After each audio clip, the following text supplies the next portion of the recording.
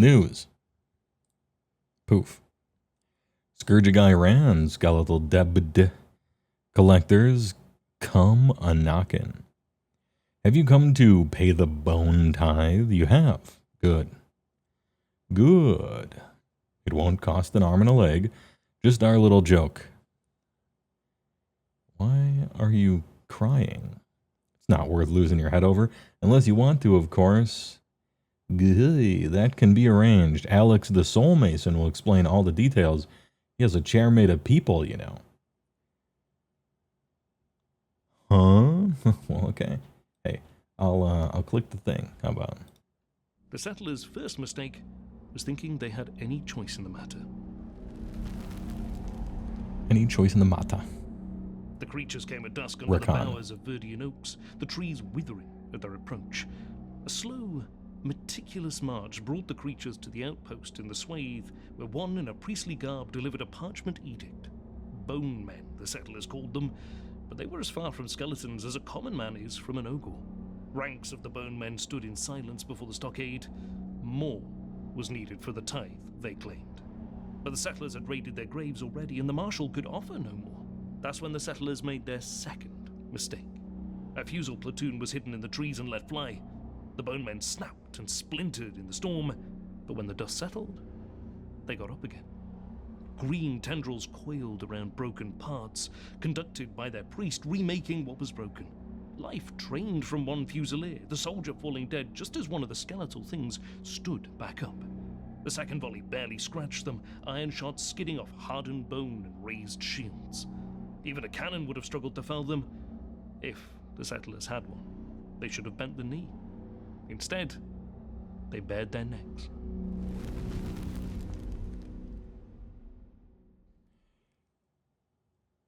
The Bone Men. As you would expect from a military-minded Mortek, today's installment includes 2 new battle formations with which to do battle in the realm of life. Inflict misery on the living, and then turn them into bone constructs when they don't pay their tithes. The Hekatos Drillmaster's formation is entirely suited to this task, as it enables you to upgrade an infantry unit to be faster, stabbier, harder to kill. Like some Steven Seagal movie. Meanwhile, the Tithe Guards formation makes use of all the spare bone lying around the battlefield, putting it to good use repairing the Legion. Continuing the theme of deadly reanimation and rejuvenation, the Mortisians have learnt a new spell lore, the lore of Necrotheurgy. All 3 spells are super easy to cast, 5 up, and revolve around ignoring incoming damage, bolster creation, empowering your units with extra attacks, invigorate the ranks, and inflicting damage on the enemy before using their shattered bone parts to rebuild your own warriors. Soul Claim. All 3 work perfectly with the new battle formations and war scrolls, which are the Mortisian Bone Shaper and the Mortak Guard. Well, we got Mortak Guard at least. That's a good one. And the Bone Shaper. Bone Shaper has taken its job title to heart by finding new ways to shape bones. It can do this in 2 ways, by granting bonuses to units when they rally, and by summoning replacement units when others have perished. Meanwhile, this version of the Mortek Guard now has the Shields of the Legion rule, which allows them to protect nearby Mortek Crawlers, Gothazar Harvesters, and Mortisians, bolster them with one of the new formations, spells, or both, and use them to keep your other units safe from harm. Nagash will be most pleased. Get shaped, idiot. Alright, we'll take a look at that in a second. Mortek Guard 120 for 10. Bone Shaper 120 for 1. And he can have 1 Harvester any infantry. But what about what's next? There's a distinct red tint in the air ahead of tomorrow's article. That means corn, in which we'll be taking a look at some of the new terrain rules from the General's Handbook. Oh, corn, you say? Half of my mod team will be very pleased. Enhance.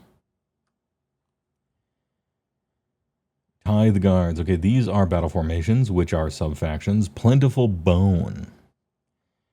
Pick a friendly, non-unique Ossiarch Bonereapers wizard. To use this ability, then pick up to 3 visible friendly, non-fly Ossiarch Bonereapers. They have to be nerds. They cannot be fly. Wholly within 12 of that wizard to be the targets. Once per turn, army your hero phase.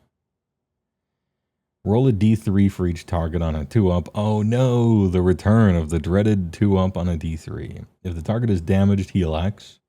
If the target is not damaged, return slain. Okay? Your hero phase, you get very basically exactly what Soulblight's battle trait is. Right? You get the Soulblight thing. Your hero phase only. Kind of weak, but I guess since your armor is good, they expect the healing to be relatively stronger. Hecato's Drill Masters. Once per turn, army your hero phase again. Disciplined Hecatoi. Oh, that reminds me, I gotta put new fish food in my Hecatoi pond. Pick a friend, non-hero, non-fly. Again, no flying allowed. Okay. Infantry to be the target. Pick one of the following effects to apply. So just anywhere. Pick one infantry anywhere on the table, and it applies until the start of your next turn. Ward 5, 1 the charge rolls, 1 the wound rolls, or anti-charge rend. That's good. I know it's only 1 unit, but pick the most important unit. It lasts for 2 turns, possibly 3, or possibly only 1, depending, but it's until your next turn. 5 ward is great. +1 to some random rolls, sure. You don't have to roll for it. I don't know what you're choosing between, if it's better than one you're already using or not, but really kind of asking you to be a tactician, right? Target priority except from your opponent's point of view, and then give it to him. I kind of like it. It just works. Spell lore. Lore of Necrotheurgy. What flies in OBR? The winged bone construct guys that used to be in Soulblight with the halberds and stuff, those 2 guys. I can't remember what they're called. Morghasts. That's it, yeah. They just really didn't want you to choose Morghasts with it. Because they're fast.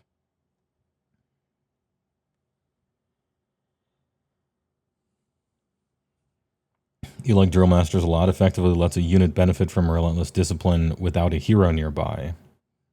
Yeah.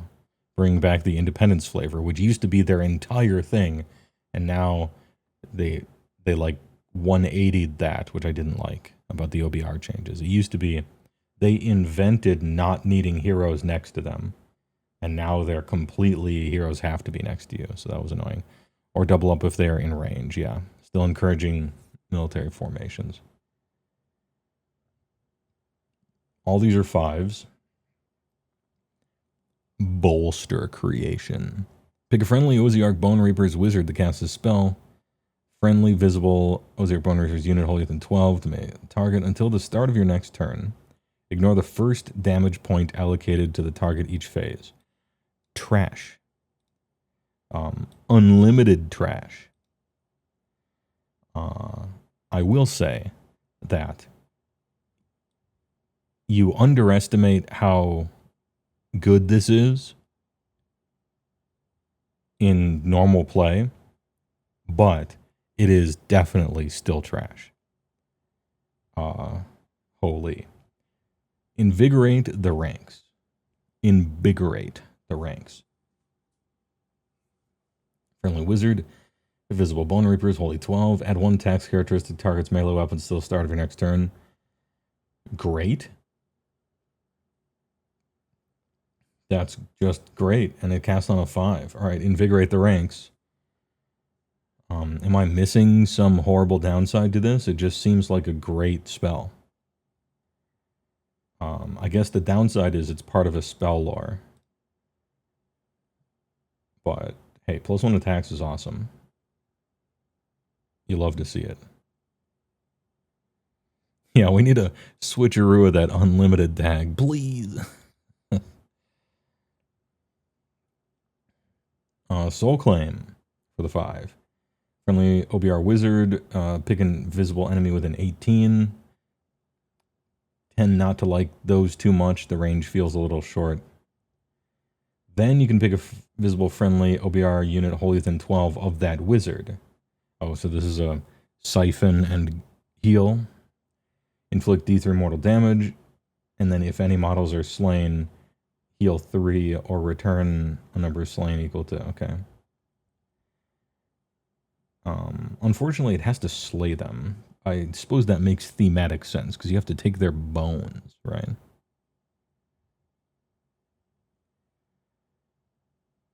You will sometimes find uses for this spell, even though D3 is whatever. You always heal 3 regardless of what you roll. That's kind of neat. Or return 3. But really, it's about invigorate the ranks. This shit is sick. What's the offensive spell for the other...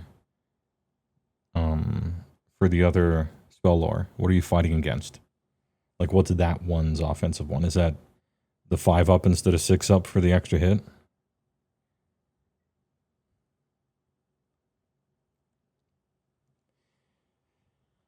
Crit 5 unlimited. -1 to hit, -1 armor save. Only within 12, just 12.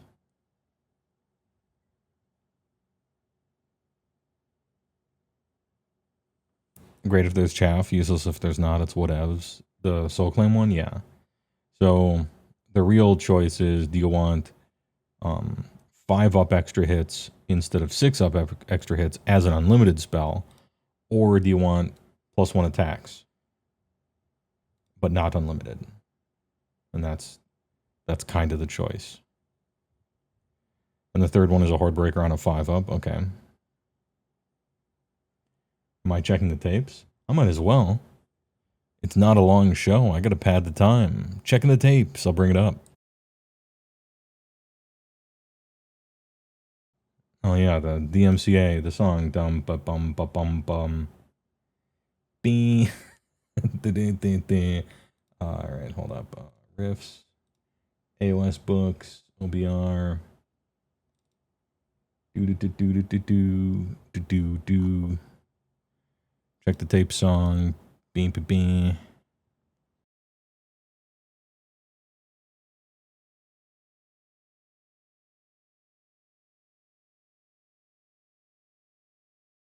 All right. Spell lore of Ossian sorcery. Empowered NAD weapons. 5. Unlimited. Crit on a 5 instead of 6. It doubles your frequency of crits. I would take +1 attacks over this particular text 7,000 times out of 7,000. Like, I would just always choose +1 attacks, I think. Unless the creature only had 1 attack profile, and it was a singular creature. But this one's unlimited, and the attacks one is not unlimited, so big diff there. Drain Vitality. Subtract 1 from hit rolls for the target's attacks, and subtract 1 from save rolls for the target. Oh, that's amazing. This spell is really good. I forgot about this spell. This spell is really good. And then Shart Storm, which is a 5-up Hordebreaker, trash, and hard to cast. No, I think, damn. I think you actually keep your spell lore. 12-inch range is crazy short range, for sure. But this text is so fucking strong that my brain starts to shut off. Even though 12 is just like not so close range. It's too close. It's so too close. But if they punch into your lines and don't kill them, you cast this spell and that unit never does anything for the rest of the game. Its arms become noodles and then it just dies. The fact that this one's unlimited, even though it's worse, I guess it is more of a toss-up than I was giving it credit for. now that I see this 12 inches here, but I still think maybe the edge goes to the original, which is a little unfortunate. Because this unlimited spell is so fucking bad. And then Soul Claim is not anything. It's really just +1 attack spell.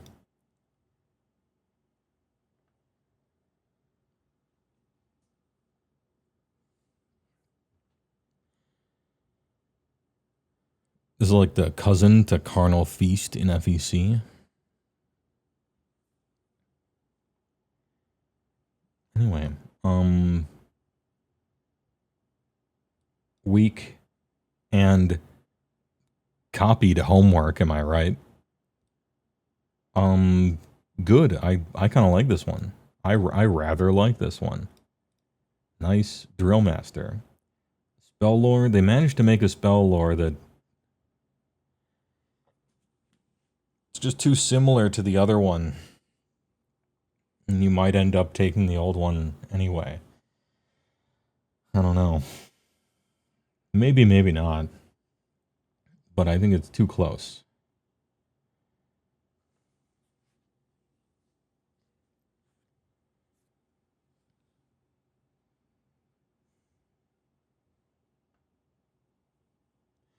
Mortisan Bone Shaper. Alright, what do you got for me? 4 up, 6 up. Each time a friendly non-hero Ossiarch Bonereaper unit wholly within 12 uses Rally, you can make 3 additional Rally rolls of D6. Not bad. And then Bone Shapler. Oh, a command point. If it's not in combat, pick a friendly Mortiarch guard that has been destroyed. And then set up a replacement half.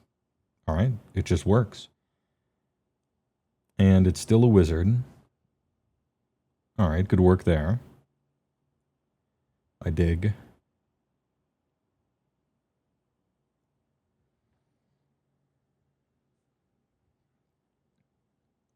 You don't get why the 1 less damage one is bad. It seems fine, not great, but bad. Or not bad. So, we'll do a little role-playing here. I charge your guys, and you have cast Plentiful Bone. And I do 20 damage to them, which is enough to kill all of them. But, or not Plentiful Bone, Bolster Creation. But you cast Bolster Creation on them. So instead of taking 20, they take 19 and still die to a man. And so I'm left wondering, what did it really do? Basically nothing. And that's the normal experience, is, oh, my unit just died in one fell swoop. Oh, wait, hold on, I forgot, Bolster Creation. Still dead.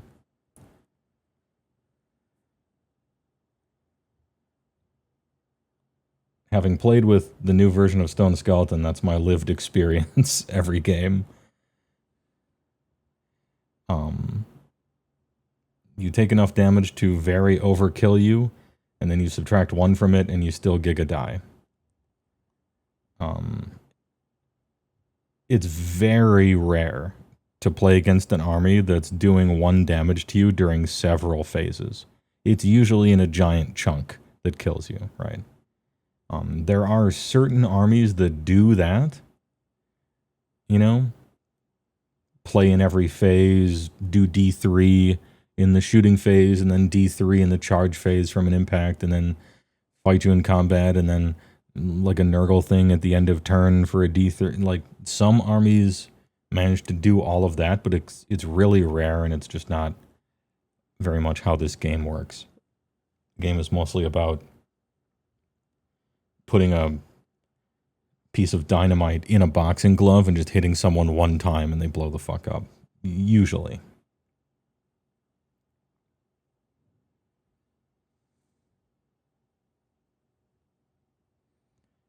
Anyway, Mortec Guard. These guys could use an upgrade, and they're supposed to be like the meat and potatoes of the army. The Guard themselves.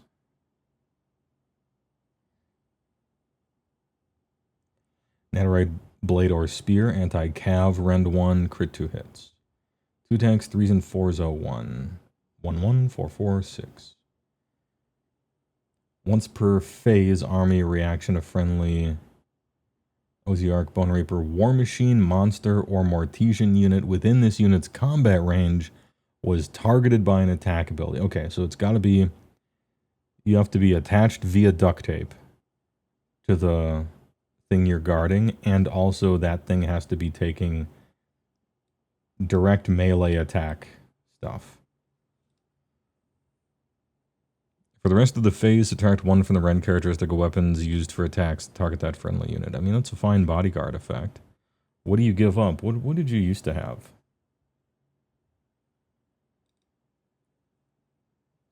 Wrong one.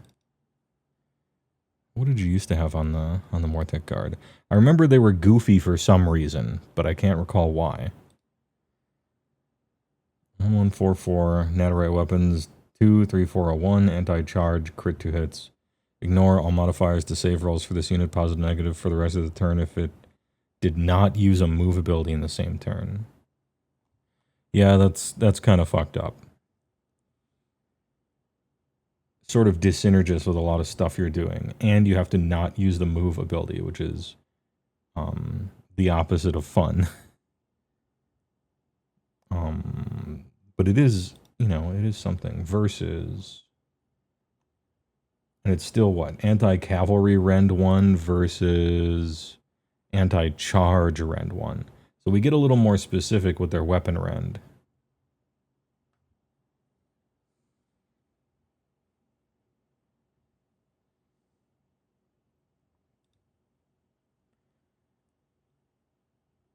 I don't know how good Shields of the Legion is. You already have Lookout, Sir, for ranged stuff. Getting in the melee, like, a way to not get your hero attacked as long as your Mortec guard are all still alive is to have that hero not purposely get into that combat. Maybe it's impossible, maybe your opponent rolled a supercharge or something like that. But just stay wholly within 12 of the Mortec guard, but give it some room in the back there.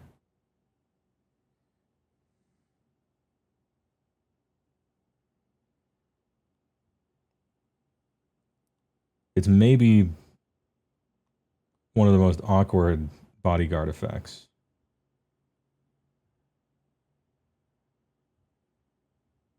Damn, I don't like it. Yeah, I don't like it. I don't like either of them. Maybe that's a me problem, I'm not sure.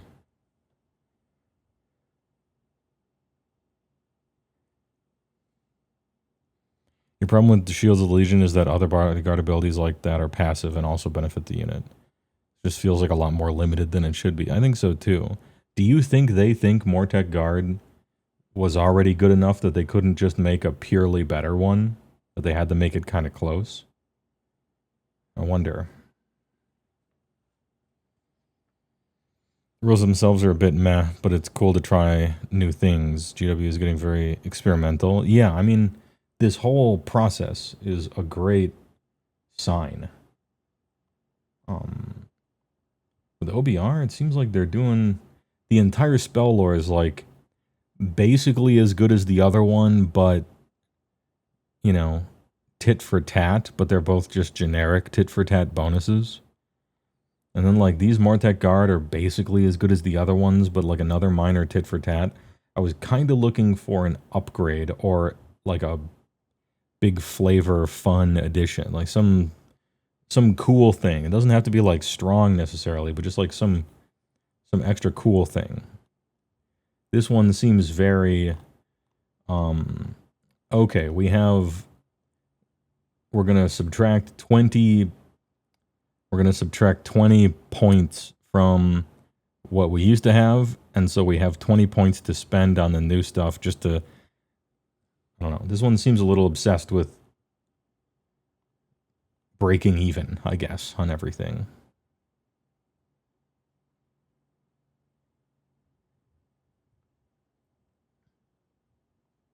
I would have finally just given them Rend, even though it's boring. But hey, alright. Mortisan Bone Shaper is looking nice. Man is shaping the bone. Yeah, and they did remove the anti-synergy stuff, which, yeah, you bring up, and that is important. I don't think the end result is, like, great, but at least it doesn't tie its shoelaces together and fall over with the other things that are in the army, right? Read Old Bone Shaper. Oh, is it? Don't tell me it's better.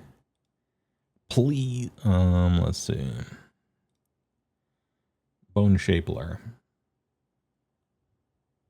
Big friendly OBR. Roll die on a 3-up. Ew. If it's damaged, heal 3. If it's not damaged, return slain. Oh, okay. Okay. Okay. So this, they copied this, and then they scrolled up, and they put that here.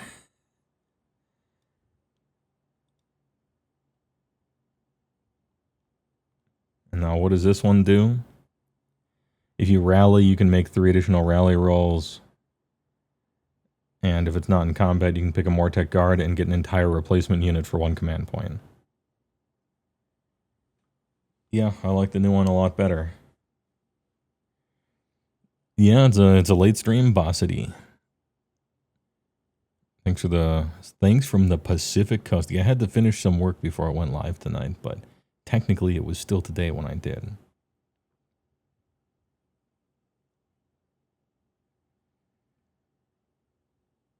This gets a sprained ankle on the bone scale.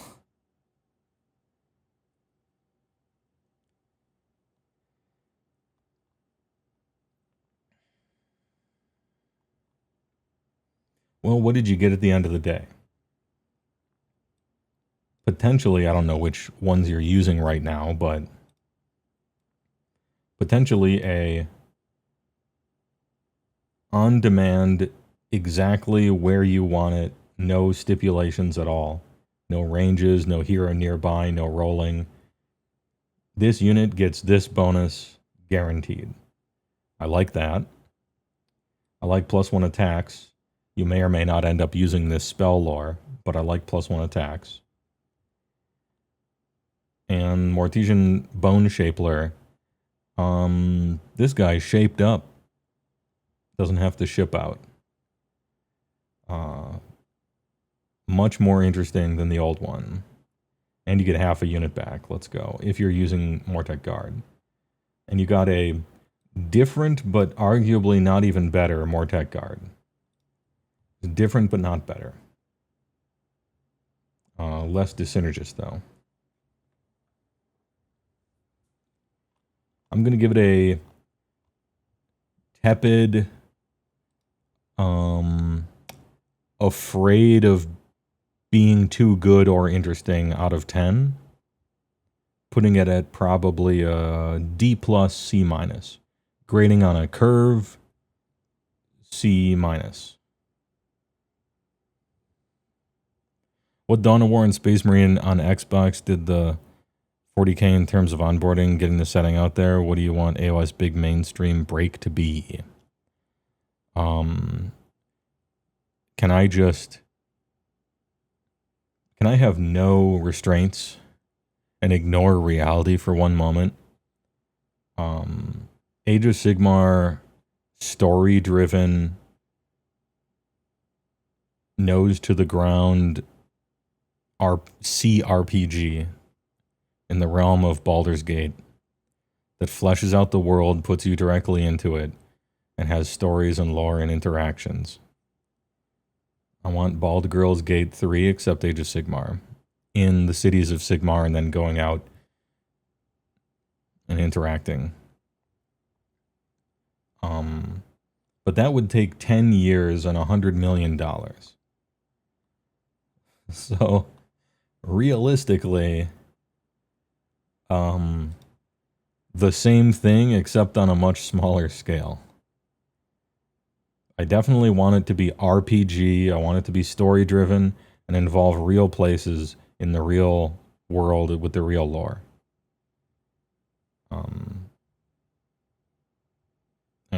I want to introduce people to the setting and force them to flesh out the setting a little more, like Soulbound forced them to. Because whenever it seems AOS is forced to flesh out their setting, it's actually pretty cool. They just only do it when they're forced to.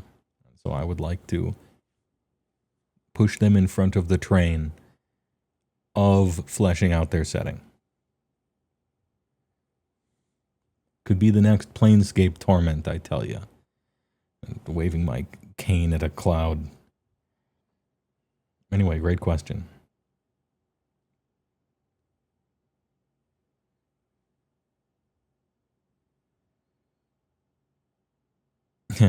Hey, that's cool. Here's an iPad game. Yeah, Jesus. What about a carbon copy of Dawn of War? You know, the RTS genre that died 15 years ago? What about that one? Raid phone game. Yeah, I know. Yeah. Yeah.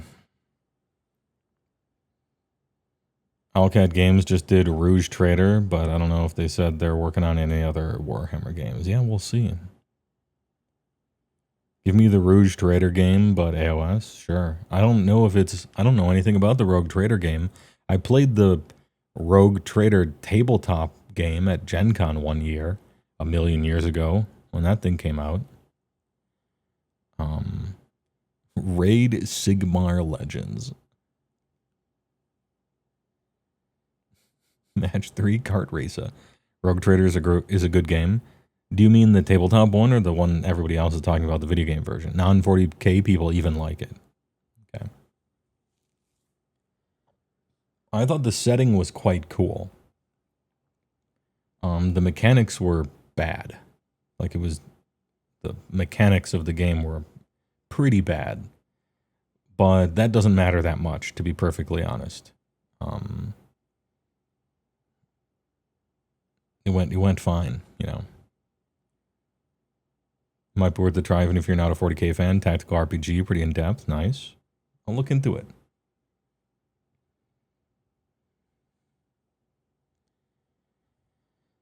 Tabletop one was good, Dark Heresy. The Guardsman game was good, Deathwatch was good. Did it just come out, or are you just talking about it now for some reason?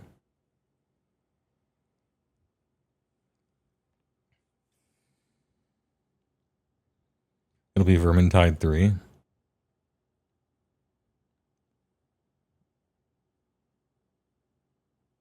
Great. It's not that I don't like Vermintide, I just don't care about that type of game usually. Rogue Trader video game is old enough now to sometimes be on pretty decent sale. Okay, so it didn't just come out, you're just bringing it up. Got it. I see. Wrath and Glory.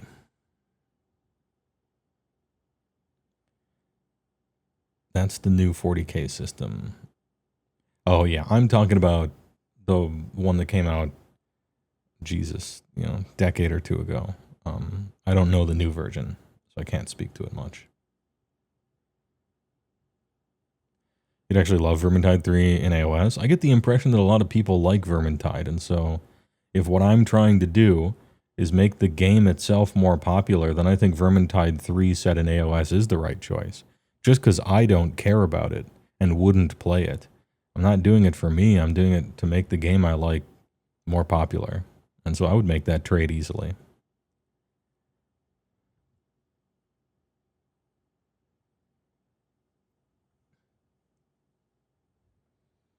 Kind of surprised they didn't arrange to have new AOS set Vermintide for the 4E release, Vermin Doom narrative. I don't think they line up video game releases with their own marketing for stuff. They haven't, I don't think they do that quite. Because they sort of shop out their IP to whoever. They just like sell their IP to make one game. And then they collect their money and don't necessarily care what happens with it. Although Space Marine was a big one. They seemed to care about that one.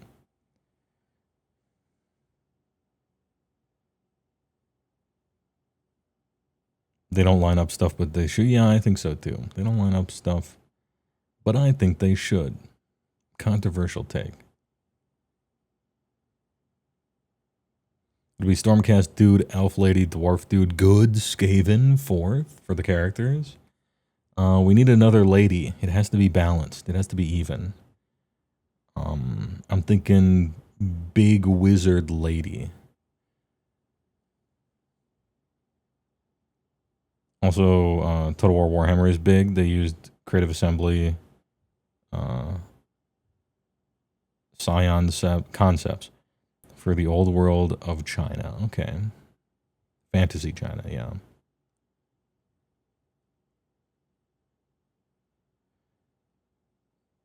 Soulbound Champions of Chaos is the next book to come out.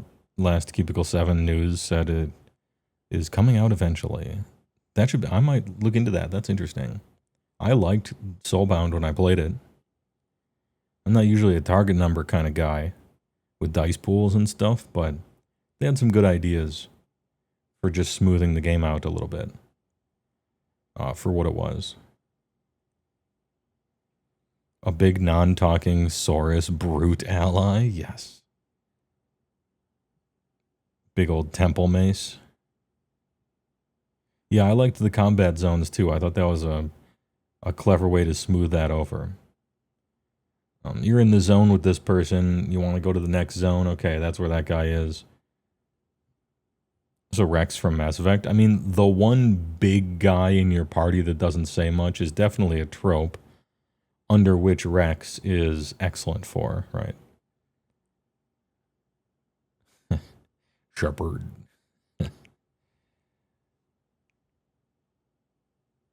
Rex was great, dude. Rex plus Garrus party. It was a party no matter what time of day. It was a great time. Anyway, that's the news.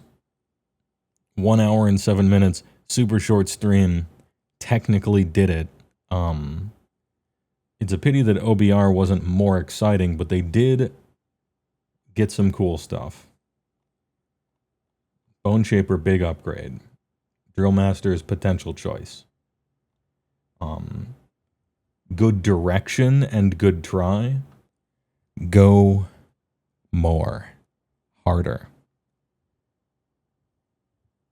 Arguably, have a little more creative freedom. Don't be afraid to finger paint a little bit with this stuff. You can always tone it down. Go farther, do more. Tomorrow is Corn. And depending on when Vince streams, I'll either do an actual stream or just another new stream. And then Thursday, probably big stream. Either playing Dude, the Dark Ages, or Me-Side, or just walking for 3 hours. And making a Pathfinder 2 character.